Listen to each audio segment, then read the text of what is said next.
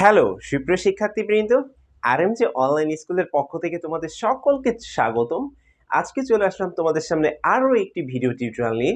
আর আজকের টিউটোরিয়ালের মাধ্যমে তোমরা জানতে পারবে কিভাবে পাস্ট ইনডিফিনিট টেন্স নেগেটিভ বাক্যকে অ্যাক্টিভ থেকে প্যাসিভ করতে হয়।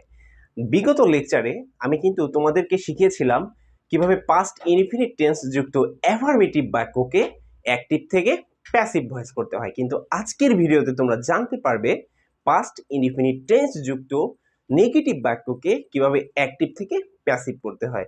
সো চলো শুরু করা যাক তাহলে। ওকে, ইতিমধ্যেই দেখতেছো তোমরা বোর্ডে পাস্ট ইনডিফিনিট টেন্সকে প্যাসিভ ভয়েস করার নিয়ম।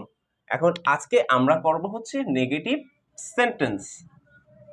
হ্যাঁ, নেগেটিভ করার নিয়ম অর্থাৎ negative sentence. Okay,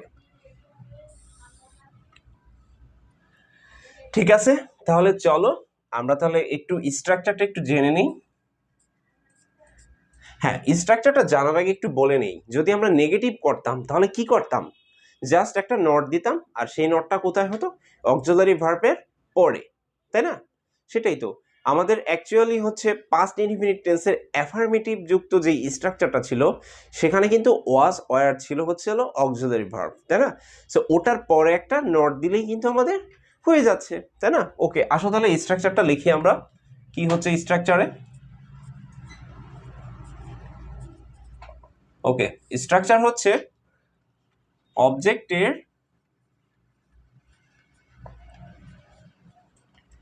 subjective form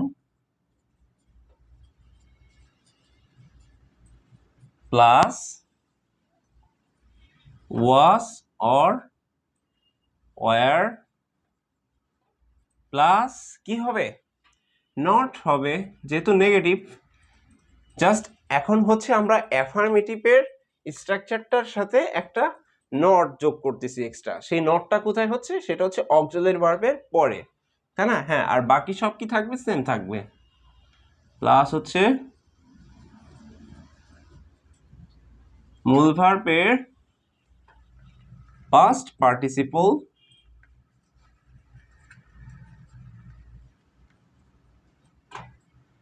plus by plus কি? সাবজেক্টের অবজেক্টিভ ফর্ম, তাই না? হ্যাঁ, সাবজেক্টের অবজেক্টিভ ফর্ম, তাই তো?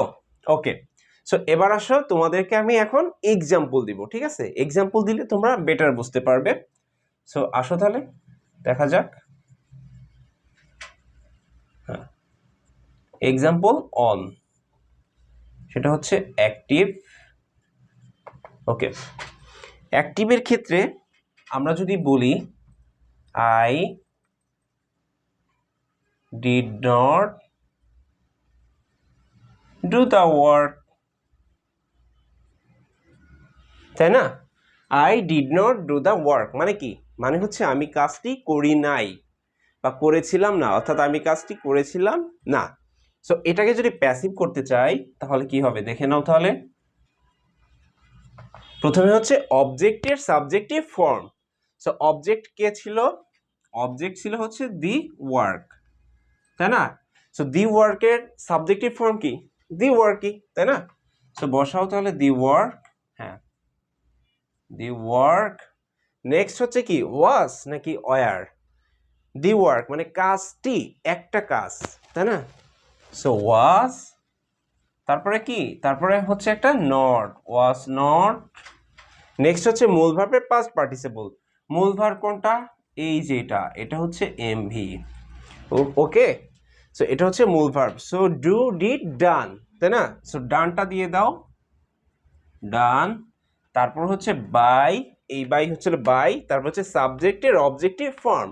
সাবজেক্ট কে ছিল? সাবজেক্ট ছিল এইটা আই।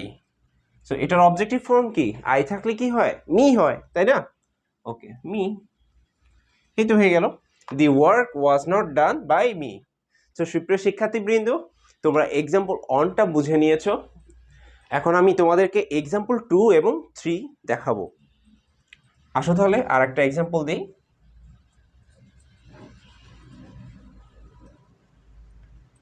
এক্সাম্পল 2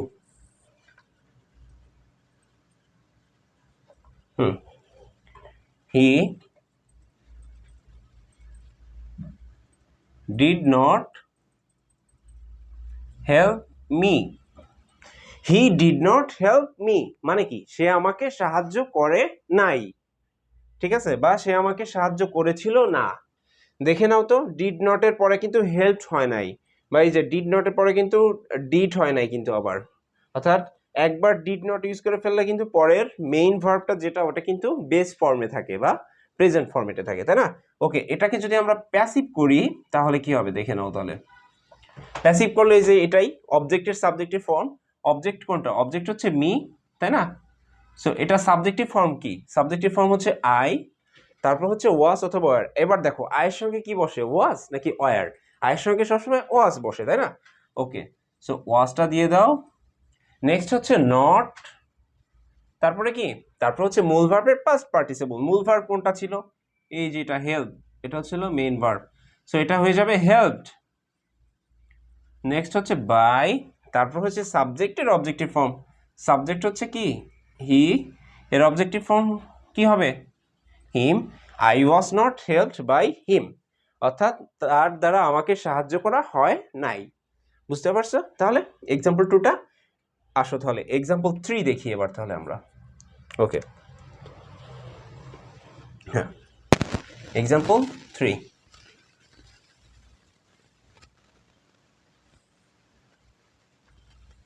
অ্যাক্টিভ, সেটা হচ্ছে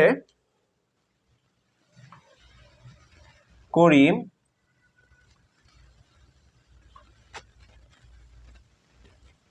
did not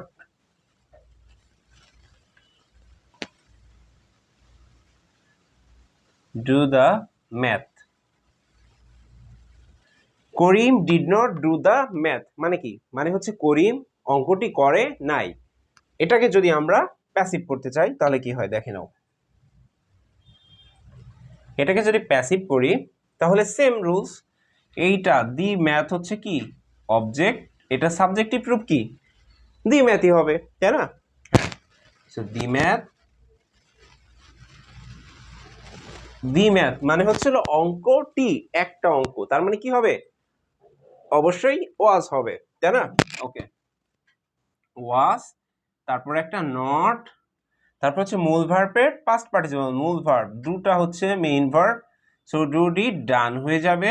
নেক্সট হচ্ছে বাই হবে, তারপর হচ্ছে কি? সাবজেক্ট কে? করিম। সাবজেক্টের, এটা তো সাবজেক্ট, তাই না? সাবজেক্টের অবজেক্টিভ ফর্ম, এই যে স্ট্রাকচার দেখে নাও, সাবজেক্টের অবজেক্টিভ ফর্ম। সো সাবজেক্ট ছিল করিম, এটার অবজেক্টিভ ফর্মও করিমই হবে। Okay, Karim did not do the math, এটার প্যাসিভ হচ্ছে the math was not done by Karim. So সুপ্রিয় শিক্ষার্থীবৃন্দ, তোমরা আজকে নেগেটিভ ফরম্যাটটা শিখে নিলে, অর্থাৎ পাস্ট ইনডিফিনিট টেন্স যুক্ত নেগেটিভ সেন্টেন্স যুক্ত বাক্যকে অ্যাক্টিভ থেকে প্যাসিভ করার নিয়মটা তোমরা আজকে সুন্দরভাবে বুঝে নিয়েছো। সো ধন্যবাদ সবাইকে, দেখা হবে নেক্সট ভিডিওতে। থ্যাংক ইউ সবাইকে।